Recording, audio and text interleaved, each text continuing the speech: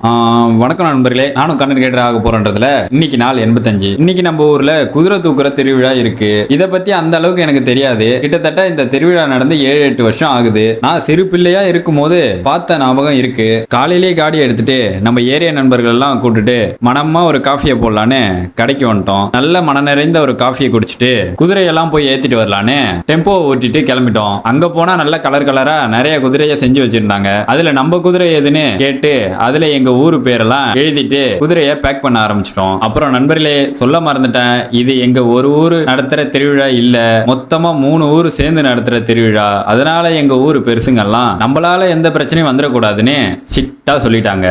வாய்ப்பில்லை ராஜா.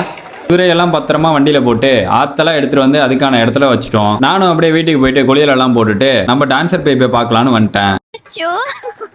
நான் என்ன பண்ணுவேன் பெருமானே, ஒரு பார்த்தானே வெக்கமா வருதே. நைட்டு ஒரு 7:30 மணி போலலாம் திருவிழா ஸ்டார்ட் ஆயிடுச்சு. கோவில்ல இருந்து அக்னி தீபம் ஏத்திட்டு வந்தாங்க. இந்த அக்னி தீபத்தை எடுத்துட்டு வந்து குதிரைக்கெல்லாம் கண் திறந்து உயிர் கொடுப்பாங்க. உயிர் கொடுத்ததும் 4 பேர் சேர்ந்து இதை தூக்கிட்டு ஊர்வலம் வந்து கோவில்ல கொண்டு பத்திரமா வச்சிருவாங்க. ரைட்டு, இதுக்கு மேல நம்மளால வீடியோ எடுக்க முடியல, நம்ம போனு டெட்டு, அதனால இதோட முடிச்சுக்கிறேன். கடினமா இருங்க.